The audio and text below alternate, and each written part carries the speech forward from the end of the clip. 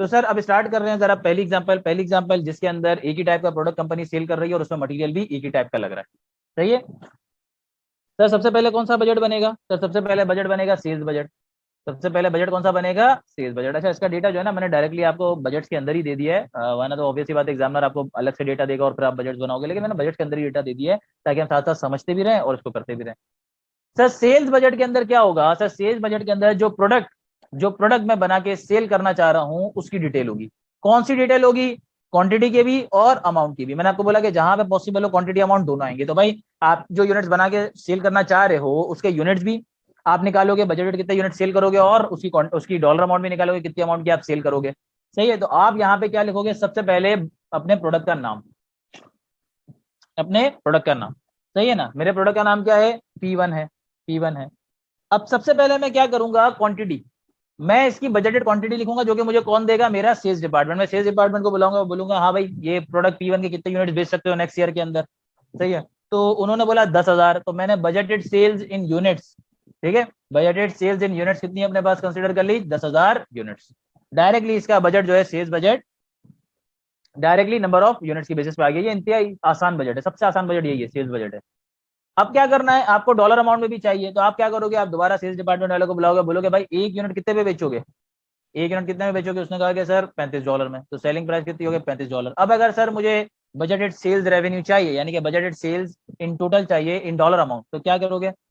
35 selling price multiply by number of units. तो आपके पास budgeted revenue या बजटेड सेल्स कितनी आ जाएगी? बजटेड सेल्स रेवेन्यू कितना आ जाएगा? 3,50,000 का। सिंपल, ये पहला बजट आपका बन गया, सेल्स बजट ये बन गया, खत्म, इतना ही है। सर अगर एग्जामिनर डायरेक्टली पूछता है एमसीक्यूज के अंदर, तो कैसे कैलकुलेट करोगे? तो सर सिंपल सी बात है, ये तो आपको डायरेक्टली गिवन होगा कि आप कितने यूनिट सेल करने का सोच रहे हो। सही है। या फिर हो सकता है आप देखें, आपको शायद ये बात भी पता हो कि एग्जामिनर आपके जो क्वेश्चन है ना उसको क्रॉस सेक्शंस भी कर देता है। सेक्शंस आपके मिला देता है, या चैप्टर्स आपके क्रॉस चैप्टर्स आपके कर देता है, चैप्टर्स आपके मिला देता है। तो हो सकता है वो पता है क्या करे, इसमें प्रोबेबिलिटी डाल दे। आपको बोले कि यार 9,000 यूनिट्स का भी चांस है, 10,000 का भी चांस है, 11,000 का भी चांस है, इनकी प्रोबेबिलिटी बना दे। तो फिर आप वो एक्सपेक्टेड वैल्यू निकालोगे, जो एक्सपेक्टेड वैल्यू आएगी वो आपकी बजटेड यूनिट्स होंगे। फिर सेलिंग प्राइस दी हुई होगी, सेलिंग प्राइस से मल्टीप्लाई करोगे तो आपके पास क्या आ जाएगी? बजटेड सेल्स इन यूनिट्स और बजटेड सेल्स इन सेल्स रेवेन्यू आ जाएगा, बजटेड टोटल सेल्स रेवेन्यू आ जाएगा। ठीक है, इस तरीके से आप निकाल लोगे। दूसरा ये है कि अगर ऐसे बेस के अंदर अगर एग्जामिनर आपको क्वेश्चन देता है तो ये टेबल लेवल तो वहां नहीं बना सकोगे, तो वहां पे भी आप इस तरीके से कैलकुलेट कर सकते हो। सर पहला बजट हो गया। दूसरा बजट कौन सा है? दूसरा बजट है प्रोडक्शन बजट। प्रोडक्शन बजट में क्या देखना है? प्रोडक्शन बजट में ये देखना है कि भाई अगर आपको 10,000 यूनिट सेल करने हैं, अगर आपको 10,000 यूनिट सेल करने हैं तो इसके लिए बनाने कितने हैं, प्रोड्यूस कितने करना चाहिए। ये वाला जो बजट है ना प्रोडक्शन बजट, ये वो आपका वाहिद बजट है जो जिसके अंदर होता है सिर्फ और सिर्फ क्वांटिटी में होता है। ये सिर्फ और सिर्फ क्वांटिटी में होता है, ये कोई प्राइस में नहीं होता। ठीक है। तो सर मुझे ये मालूम करना था कि 10,000 यूनिट्स अगर मैंने बेचने हैं तो बनाने कितने हैं। तो सर मैं क्या करूंगा? सबसे पहले मैं यहाँ पे लूंगा जो यूनिट मुझे बेचने हैं वो। ठीक है। अच्छा, यहाँ पे ये जो दोनों टाइप्स के बजट्स में काम हो रहा है, ये जो दोनों टाइप्स के बजट्स में काम हो रहा है, ये सेल्स बजट में भी और ये जो आपका प्रोडक्शन बजट है, इन दोनों में हमारा काम हो रहा है यूनिट्स की बेसिस पे, यूनिट्स की बेसिस पे काम हो रहा है। ठीक है, क्योंकि यहाँ पे मैं ये देख रहा था यूनिट सेल कितने करूंगा, यूनिट्स बनाऊंगा कितने, यूनिट्स की बेसिस पे काम हो रहा है। तो सर यहाँ पे मैंने लिया प्रोडक्ट P1। पहले मैंने बोला भाई प्रोडक्ट P1 के कितने यूनिट्स मैंने सेल करने हैं। मैंने बोला भाई 10,000 यूनिट सेल करने हैं। फिर इसके अलावा भाई अगर 10,000 सेल करने हैं तो कुछ मुझे अपने पास सेफ साइड के लिए भी रखने होंगे, हो सकता है कोई एडिशनल ऑर्डर आ जाए। तो फिर तो मुझे पता चला कि मुझे सेफ साइड पे एंडिंग इन्वेंट्री में 3,000 यूनिट्स रखने हैं। सही है, 3,000 यूनिट्स मुझे एंडिंग में रखने हैं। 10,000 सेल करने हैं, 3,000 एंडिंग में रखने हैं। तो सर मुझे यूनिट्स चाहिए कितने? कितने यूनिट्स चाहिए? 13,000 यूनिट्स चाहिए, 13,000 यूनिट्स चाहिए। सही है। तो सर ये 13,000 यूनिट चाहिए, तो 13,000 पूरे के पूरे बनाने पड़ेंगे? नहीं, हो सकता है कि कुछ फिनिश गुड्स के यूनिट्स आपके पास ओपनिंग में रखे हुए हो, लास्ट ईयर के आपके पास रखे हुए ओपनिंग में। तो सर जो opening inventory of finish goods है वो यहाँ पे माइनस कर देंगे 2,000। मैं अज्यूम कर रहा हूँ 2,000 के मेरे पास ओपनिंग में रखे हुए थे। तो सर इसका मतलब मुझे यूनिट्स बनाने कितने हैं? 11,000 बनाने। कितने बनाने? 11,000 बनाने। समझ आई बात? ये आपका प्रोडक्शन बजट, बस इतना ही है प्रोडक्शन बजट। प्रोडक्शन बजट में क्या करा कि जो यूनिट्स आपने सेल करने हैं उसमें एंडिंग वाले प्लस कर लिए, ओपनिंग वाले माइनस कर लिए। ठीक है ना? या तो आप इतने लंबे तरीके से कर लो, ये प्रॉपर फॉर्मेट है, या फिर क्या करो ये सिंगल फॉर्मूले की बेसिस पे कर लो। फॉर्मूला क्या बन गया इसका? मैंने फॉर्मूले लिखे हुए नहीं है, ठीक है ना, क्योंकि मेरा नहीं ख्याल कि आपको यहाँ पे फॉर्मूलों की जरूरत है। ठीक है, यहाँ पे मैं कॉन्सेप्चुअली बता रहा हूँ, कोशिश करें कॉन्सेप्ट से ही करें। बहरहाल आप चाहे तो अपने लिए फॉर्मूला भी लिख लें। भाई यूनिट्स प्रोड्यूस करने का फॉर्मूला क्या हो गया, जो यूनिट सेल करने हैं आपने, यूनिट सोल्ड, उसमें एंडिंग इन्वेंट्री फिनिश गुड्स की प्लस कर लें और ओपनिंग इन्वेंट्री माइनस कर दें। तो 11,000 यूनिट्स मैंने बनाने हैं। ठीक है, यहाँ पे मैं आपको एक कॉन्सेप्ट और बताता हूँ। देखो ये जो दो डेटा था ना, ये एग्जामिनर ने मुझे गिवन दिया था। एग्जामिनर ने मुझे गिवन दिया था कि यार एंडिंग में 3,000 यूनिट्स हमारे होंगे, हम चाह रहे हैं एंडिंग में 3,000 हो और ओपनिंग में 2,000 रखे हुए, ये मुझे दिया होता तो मैंने एंडिंग प्लस किया, ओपनिंग माइनस कर दिया। एक और मेरे पास शॉर्टकट था यूनिट्स प्रोड्यूस कैलकुलेट करने का। क्या, देखो यहाँ पे हम क्या बोल रहे हैं कि हम चाह रहे हैं कि ओपनिंग में 2,000 है ना, तो एंडिंग में कितने हो जाए, 3,000 हो जाए, यानी कि जो मेरे पास इन्वेंट्री रखी हुई है वो 1,000 यूनिट से बढ़ जाए। 1,000 यूनिट से एंडिंग इन्वेंट्री पता है कब बढ़ेगी, जब जितने यूनिट्स आप सेल कर रहे हो ना उससे 1,000 ज्यादा बनाओगे। अगर आपने 1,000 ज्यादा बना दिए, जितने सेल करो उससे 1,000 ज्यादा बना दिए, सही है, सेल 1,000 कम किए, तो जो 1,000 ज्यादा बनाए थे वो सीधे सीधे कहां चले जाएंगे, एंडिंग इन्वेंट्री। तो अगर एग्जामिनर ने मुझे दिया हुआ होता ना कि यार ओपनिंग में 2,000 है, एंडिंग में 3,000 चाहिए, मैं क्या बोलता कि यार अगर 1,000 एडिशनल एंडिंग में चाहिए तो इसका मतलब जितने सेल कर रहा हूँ 10,000, उससे 1,000 ज्यादा बनाने पड़ेंगे, तो मेरे पास डायरेक्टली यूनिट्स प्रोड्यूस्ड आ जाते हैं। ये भी एक तरीका है डायरेक्टली यूनिट्स प्रोड्यूस कैलकुलेट करने का, सही है। अच्छा तो सर ये तो आ गया यूनिट्स प्रोड्यूस, लेकिन ये क्या है, प्रोडक्शन बजट। अब प्रोडक्शन बजट के अंदर मैंने आपको बताया फर्दर 4 बजट्स होते हैं, 2 मटेरियल के, एक लेबर का, एक ओवरहेड्स का, सही है। इसके अंदर सबसे पहले मटेरियल का कौन सा बजट आता है, मटेरियल यूजेज बजट, जिसमें हम ये देखते हैं कि मटेरियल यूज कितना होगा, मतलब किस क्वांटिटी में होगा, और जो मटेरियल यूज होगा उसकी कॉस्ट क्या होगी, दोनों चीजें हम यहाँ पे कैलकुलेट करते हैं। तो सर अगर आपको ये मालूम करना है कि मटेरियल कितना, अच्छा यहाँ पे जो मटेरियल मटेरियल ना उसके नाम भी होते हैं, मैंने तो मटेरियल ए कह दिया, एग्जामिनर आपको प्रॉपर नेम देगा, वही आपने प्रॉपर नेम यूज करना है। सर मटेरियल यूज कैसे होगा, कितना पता चले, कैसे पता चलेगा, भाई सीधी सी बात है, आप ये देख लो कि यूनिट्स कितने बनाने, 11,000 बनाने हैं। आप ये देख लो आपको यूनिट्स कितने बनाने हैं, भाई मुझे पता चला कि यूनिट्स बनाने हैं 11,000, यूनिट्स बनाने हैं 11,000।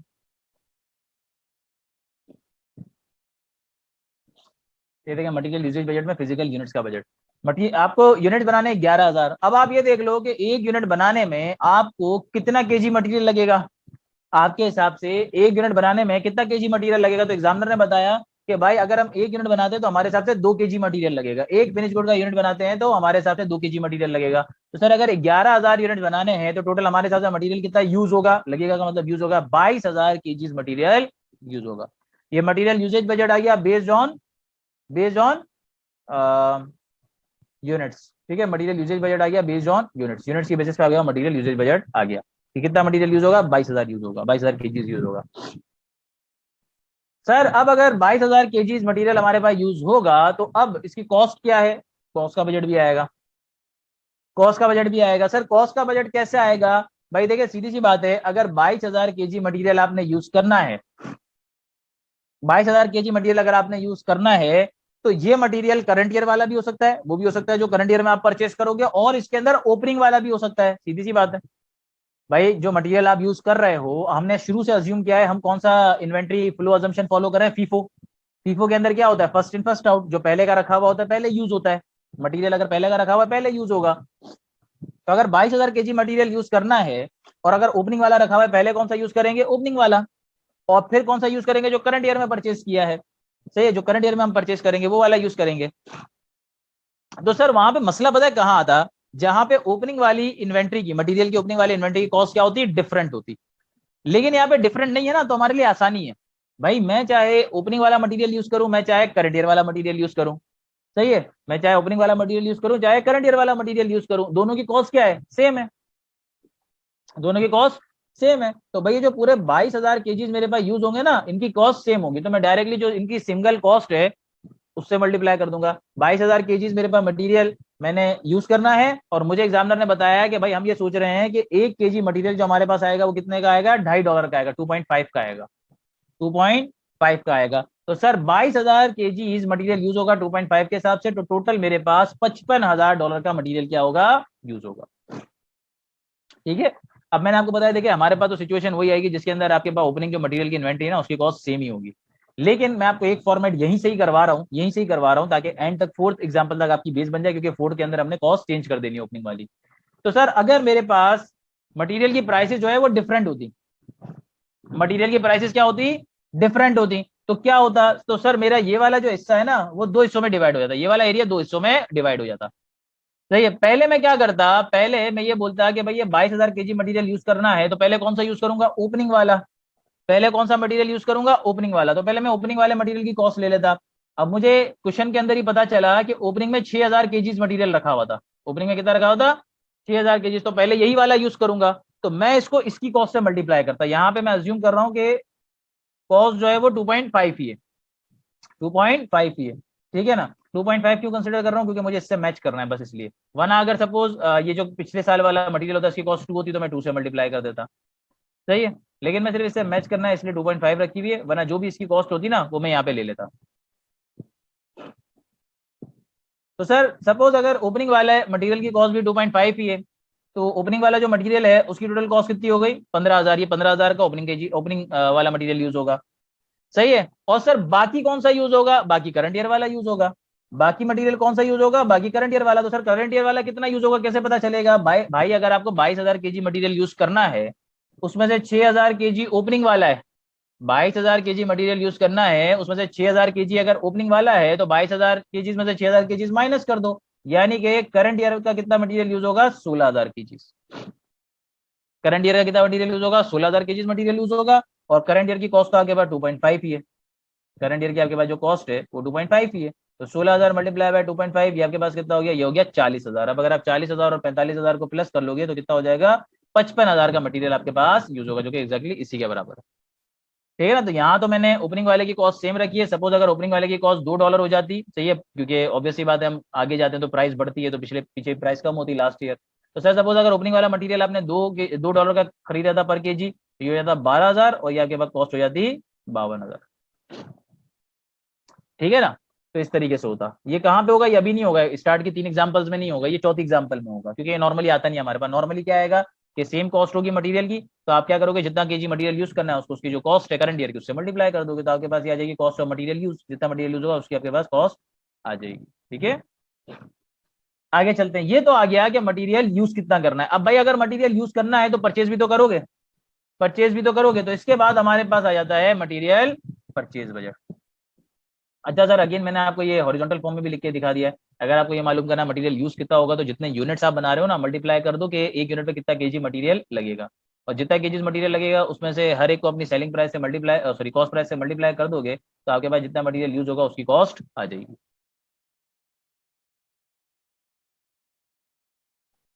सर मटेरियल परचेज बजट में क्या निकालना है कि मटेरियल परचेज कितना करना है, कौन सा material M A sorry material A कितना आपने परचेज करना है, कैसे पता चलेगा मटेरियल कितना परचेज करना है। अगेन ये आपके पास दोनों में आएगा, ये आपके पास यूनिट्स में भी आएगा और आपके पास कॉस्ट में भी आएगा।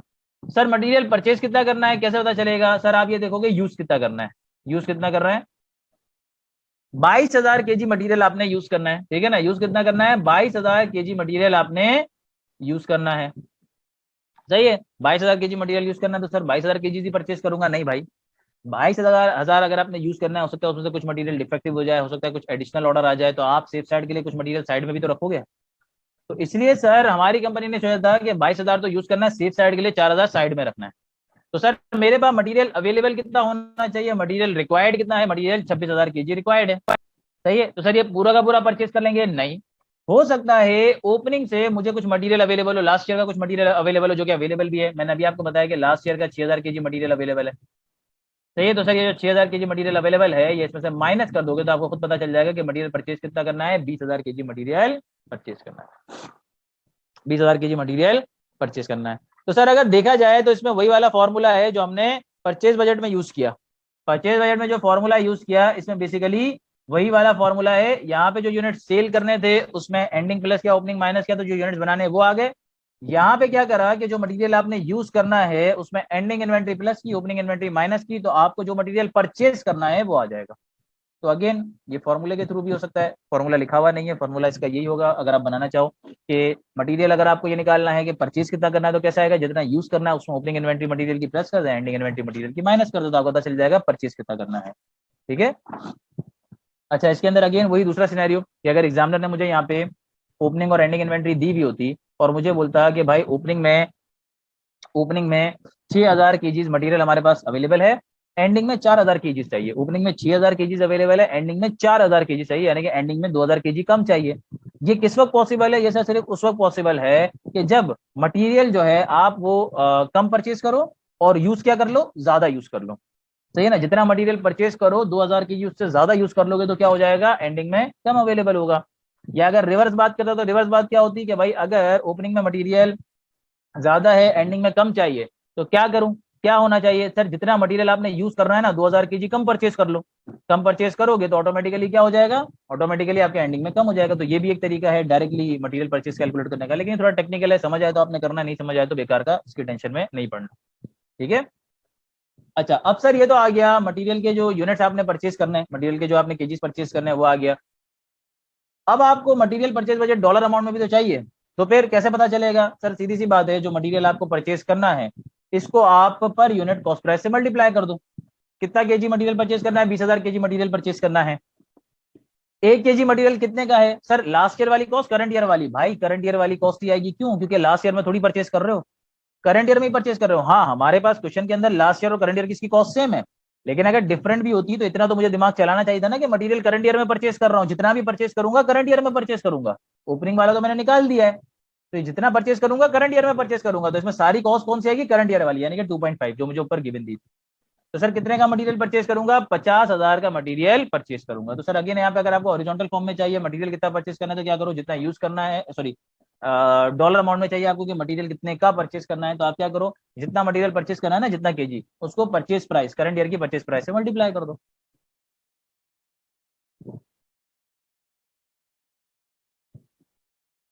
सर मटेरियल के दोनों बजट हमारे पूरे हो गए। अब किसका बजट है, अब हमारे पास बजट है सर लेबर का, लेबर का बजट है। लेबर के अंदर भी क्या करना है, आपको दो चीजों के बजट बनाने हैं, एक लेबर के आवर्स का कि लेबर के टोटल घंटे कितने लगेंगे, और एक उसकी कॉस्ट का कि टोटल कॉस्ट कितनी लगेगी। सही है। अब देखो मैंने आपको बताया था कि आपके पास एक से ज्यादा टाइप का मटेरियल भी हो सकता है। सही है। तो मैंने एक से ज्यादा टाइप का यहाँ पे मटेरियल तो नहीं लिया, लेकिन आपकी बेस बनाने के लिए एक से ज्यादा टाइप की मैंने लेबर ले ली है, ताकि आपको जरा आइडिया हो जाए कि यार अगर एक से ज्यादा टाइप का इनपुट है तो उसमें कोई खास प्रॉब्लम नहीं है। जो काम एक मटेरियल के लिए आपने किया वही दो मटेरियल के लिए कर लो। सही, सॉरी, जो काम एक लेबर के लिए आप करते वही दो लेबर के लिए कर लो। इसी तरीके से अगर मटेरियल मेरा डबल होता ना, मटेरियल मेरा डबल होता, तो क्या होता कि जो काम मैंने यहाँ पे एक मटेरियल के लिए किया था वो मैं दो मटेरियल के लिए करता। यहाँ पे मटेरियल एक ही मैंने ये निकाला था कितने यूज होंगे, यहाँ पे एक और कॉलम बना के मटेरियल बी का निकालता, फिर इसी तरीके से मटेरियल बी कितने का परचेस करोगे, कितना परचेस करोगे, कितने का परचेस करोगे, ये निकाल लेता। ठीक है। तो मैंने क्या करा कि इसमें क्योंकि लेबर का खास प्रॉब्लम नहीं, तो लेबर मैंने दो टाइप्स की ले ली है। कौन कौन सी टाइप की, स्किल्ड और अनस्किल्ड, स्किल्ड और अनस्किल्ड। अब मुझे पहले तो ये देखना है कि इनके घंटे कितने लगेंगे टोटल, इनके आपके जो यूनिट्स हैं उन पे घंटे कितने लगेंगे। तो उसके लिए क्या देखना होगा, उसके लिए पहले तो आपको इसके आवर्स पर यूनिट देखने पड़ेंगे कि एक यूनिट पे कितने घंटे लगेंगे। तो एग्जामिनर ने बताया कि यार स्किल्ड लेबर जो है ना वो एक यूनिट पे 3.5 घंटे काम करेगी और अनस्किल्ड 1.5 घंटा काम करेगी। स्किल्ड लेबर 3.5 घंटे काम करेगी, अनस्किल्ड 1.5 घंटा काम करेगी। अब ये बात याद रखिएगा कि अनस्किल्ड लेबर का मतलब इनडायरेक्ट लेबर नहीं है, इनडायरेक्ट लेबर होती तो ये ओवरहेड में जाती। अनस्किल्ड लेबर आपकी डायरेक्ट लेबर ही है, लेकिन उसकी स्किल थोड़ी सी कम है, ठीक है ना, लो कैटेगरी की है। तो सर स्किल्ड लेबर के एक यूनिट पे 3.5 घंटे और अनस्किल्ड के 1.5 घंटा, तो सर इसका मतलब एक यूनिट पे टोटल कितने घंटे लगेंगे, 5 घंटे लगेंगे। ये आप टोटल करके भी अपने पास लाजमी लिखिएगा, इसका आगे यूज आएगा इसलिए बता रहा हूँ। ठीक है, इसका आगे यूज आएगा। अब सर अगर आपको लेबर के टोटल घंटे निकालने हैं,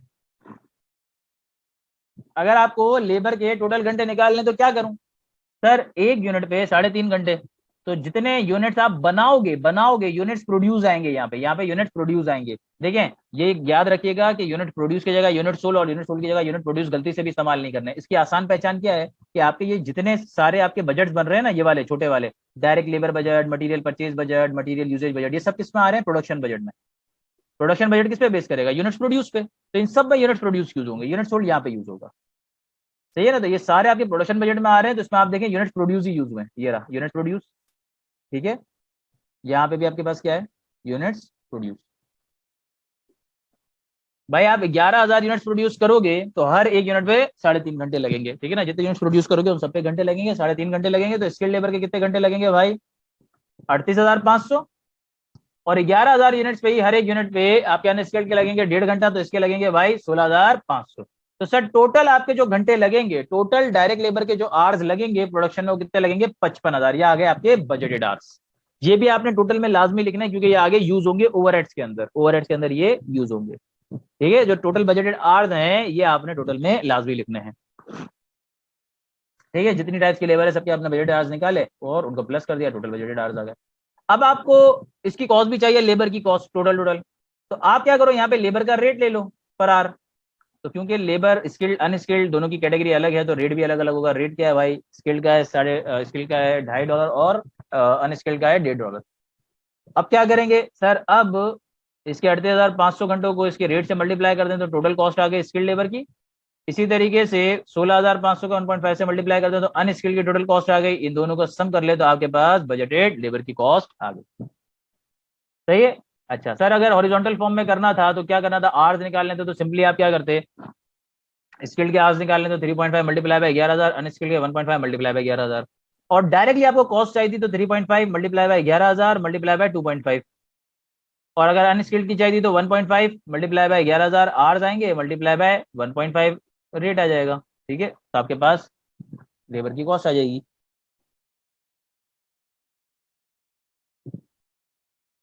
फिर सर नेक्स्ट बजट हमारा किसका है, प्रोडक्शन ओवरहेड्स का बजट है। ठीक है, प्रोडक्शन ओवरहेड्स की कॉस्ट का बजट है। अच्छा, प्रोडक्शन ओवरहेड्स के अंदर हमारे पास क्वांटिटी नॉर्मली नहीं आएगी। क्वांटिटी सिर्फ इस सेंस में आएगी कि अगर आपको कोई ओवरहेड्स टोटल में नहीं दिए हुए तो उसको टोटल में कैलकुलेट करने के लिए आपके पास सिर्फ क्वांटिटी आएगी, वरना इसके अंदर आपके पास क्वांटिटी नहीं आएगी। तो सर इसके अंदर क्या है, इसके अंदर आपको ब्रेकअप करना है। किसका ब्रेकअप करना है, फिक्स और वेरिएबल ओवरहेड्स का। याद रखिएगा, ओवरहेड का जब भी बजट बनाएंगे, याद रखना है ये बात, ओवरहेड का जब भी बजट बनाएंगे हमेशा वेरिएबल ओवरहेड्स का अलग बजट, फिक्स ओवरहेड्स का अलग। सर ऐसा क्यों, पहला रीजन तो ये है कि अगर आपको एनुअल बजट से मंथली बजट पे जाना है तो आपको पता है कि फिक्स ओवरहेड्स तो डिवाइड बाय 12 होते हैं, लेकिन वेरिएबल ओवरहेड्स एक्टिविटी के हिसाब से जाते हैं, पहली बात। दूसरी बात यह है कि अगर आपको वेरिएंस एनालिसिस करनी होती है तो आपको वेरिएबल ओवरहेड्स का डेटा अलग चाहिए होता है, फिक्स ओवरहेड्स का डेटा अलग चाहिए होता है। ठीक है, तो अगर आप इसको अलग अलग नहीं करोगे तो आप वहां पे फंस जाओगे। तो इसलिए फिक्स और वेरिएबल ओवरहेड्स आपने लाजमी अलग अलग ही लिखने हैं टोटल के अंदर, टोटल के अंदर ही लिखने हैं इसके अंदर। सही है ना, कोई पर यूनिट पर आर बेसिस पे नहीं। अगर पर यूनिट पर आर बेसिस पे तो आपको उसको टोटल में कन्वर्ट करना पड़ेगा। अब फिक्स ओवरहेड्स तो नॉर्मली आपके पास टोटल में ही अवेलेबल होते हैं, तो फिक्स ओवरहेड्स हमारे पास टोटल में ही अवेलेबल थे। क्या भाई, फैक्ट्री का डेप्रिसिएशन 60,000 का होगा, ये एग्जामिनर ने खुद ही दिया होता। सुपरवाइजर की सैलरी 15,000 की लगेगी, और अदर इनडायरेक्ट कॉस्ट आपकी 7,500 की लगेगी। तो सर टोटल आपके फिक्स ओवरहेड्स आपके हिसाब से कितने के लगेंगे, 82,500 के। फिर वेरिएबल ओवरहेड्स, सही है, वेरिएबल ओवरहेड। अच्छा, यहाँ पे फिक्स ओवरहेड्स आपको नॉर्मली टोटल में अवेलेबल होंगे, अगर टोटल में नहीं है तो आप टोटल में खुद भी कन्वर्ट कर सकते हैं। कैसे, अगर पर यूनिट बेसिस पे है तो आप नंबर ऑफ यूनिट्स प्रोड्यूस से मल्टीप्लाई कर दोगे। सही है ना, अगर पर आर बेसिस पे है तो आप नंबर ऑफ आर से मल्टीप्लाई कर दोगे। सही है, तो आपके पास ये टोटल में आ जाएगा। अच्छा, इसकी एग्जांपल आपको वेरिएबल ओवरहेड से मिल जाएगी। भाई अगर वेरिएबल ओवरहेड्स मुझे दिए हुए होते अलग अलग सिनेरियो के अंदर, इनडायरेक्ट मटेरियल मुझे दिया हुआ होता $2 पर यूनिट, $2 पर यूनिट दिया हुआ होता, तो इसकी टोटल कॉस्ट निकालने के लिए मैं क्या करता, मैं इसको मल्टीप्लाई कर देता नंबर ऑफ यूनिट्स प्रोड्यूस से। ठीक है, क्योंकि एक तो ये प्रोडक्शन बजट के अंदर है, दूसरी बात वेरिएबल ओवरहेड उन्हीं यूनिट्स पे लगेगा ना जो आपने प्रोड्यूस किए। तो 2 मल्टीप्लाई बाय 11,000 कितना हो जाता, 22,000।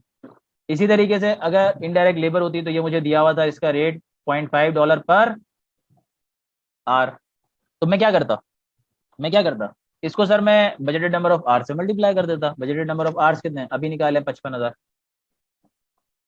ठीक है ना, बजटेड नंबर ऑफ आर से मल्टीप्लाई कर देता। अभी हमने निकाला 55,000, तो हमारे पास आ गया 27,500। ठीक है ना, देखिए 55,000 हमारे पास यूज हो गया। इसी तरीके से हो सकता है कि वेरिएबल ओवरहेड्स आपको टोटल में भी अवेलेबल हो। सही है ना, हो सकता है वेरिएबल ओवरहेड्स आपको टोटल में भी अवेलेबल हो। टोटल में अवेलेबल है तो डायरेक्टली यहाँ पे लिख लें। अच्छा, बाज़ औक़ात पर डे के हिसाब से अवेलेबल होता है तो नंबर ऑफ डेज से मल्टीप्लाई कर देंगे। अगर महीने का है तो 30 डेज से, और अगर साल का है 360 डेज से मल्टीप्लाई कर देंगे, तो यहाँ के बाद टोटल वेरिएबल ओवरहेड्स आ गए। लेकिन याद रखिएगा कि आपके जो ओवरहेड्स का बजट है वो यहाँ पे खत्म नहीं हुआ। उसके अंदर एक काम आपने और करना है, वो क्या करना है, वो आपको इन दोनों के एब्जॉर्प्शन रेट निकालने हैं। इन दोनों के क्या निकालने हैं, एब्जॉर्प्शन रेट निकालने हैं। क्या, कैसे निकालते हैं, आपको पता है कि budgeted overheads divided by budgeted activity level. अब एक्टिविटी लेवल इनका क्या है आपको नहीं पता। अगर तो एग्जामिनर ने स्पेसिफाई किया होता कि भाई यूनिट्स हैं तो मैं बजटेड यूनिट्स प्रोड्यूस से डिवाइड कर देता, और अगर आर है तो बजटेड आर से डिवाइड करता। लेकिन कभी भी अगर मेंशन नहीं है और यूनिट्स के साथ आर्स भी अवेलेबल है तो हमेशा हम एक्टिविटी लेवल क्या कंसीडर करते हैं, आर्स ही एक्टिविटी लेवल कंसीडर करते हैं। तो सर यहाँ पे अगर मुझे इसका रेट चाहिए था फिक्स ओवरहेड्स का, बजटेड फिक्स ओवरहेड्स, मैं इसको किससे डिवाइड कर देता, बजटेड नंबर ऑफ आर से, total budgeted number of hours से डिवाइड कर देता। ठीक है, देखें इसीलिए मैंने आपको ये लिखवाया था क्योंकि ये काम में आने का था, टोटल बजटेड आर्स। तो सर 82,500 को अगर मैं 55,000 से डिवाइड कर देता तो मेरे पास रेट कितना आ जाता, रेट आ जाता 1.5। इसी तरीके से वेरिएबल ओवरहेड्स को भी मैं डिवाइड कर देता, वेरिएबल ओवरहेड्स को भी मैं बजटेड नंबर ऑफ आर से डिवाइड कर देता, तो मेरे पास सर रेट कितना आ जाता, $55,000 डिवाइड बाय 55,000 आर, तो ये आ जाता 1।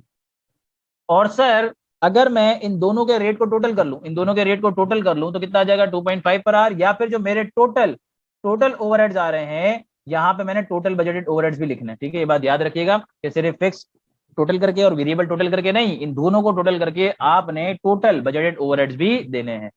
या फिर सर मैं क्या करता, टोटल बजटेड ओवरहेड्स को directly budgeted number of hours से यानी कि 55,000 से डिवाइड कर देता, तो ये क्या आ जाता, $2.5 पर आवर आ जाता। तो सर क्या आप फिक्स ओवरहेड के रेट को और वेरिएबल ओवरहेड के रेट को कंबाइन कर सकते हैं? बिल्कुल कर सकते हैं, क्योंकि दोनों कैलकुलेट सेम एक्टिविटी लेवल की बेसिस पे हुए हैं, यानी कि दोनों डायरेक्ट लेबर आवर्स की बेसिस पे कैलकुलेट हुए हैं। प्रॉब्लम कहाँ थी, जहाँ पे दोनों अलग अलग बेसिस पे होता है, फिक्स ओवरहेड लेबर आवर्स की बेसिस पे, वेरिएबल ओवरहेड मशीन आवर्स की बेसिस पे, तो प्रॉब्लम होती है। हमारे पास ऐसा क्वेश्चन आएगा नहीं, दोनों सेम बेसिस पे, तो मैं ये भी कर सकता था कि जो टोटल ओवरहेड्स हैं उसको मैं टोटल नंबर ऑफ आवर्स से डिवाइड कर देता, तो मेरे पास डायरेक्ट रेट आ जाता, ठीक है। तो ये आपने रेट भी निकालना है, क्योंकि ये आगे हमारे पास यूज होगा। सर यहाँ पे हमारे प्रोडक्शन के सारे बजट्स कंप्लीट हो गए, प्रोडक्शन के जो 4 बजट्स थे ना वो कंप्लीट हो गए।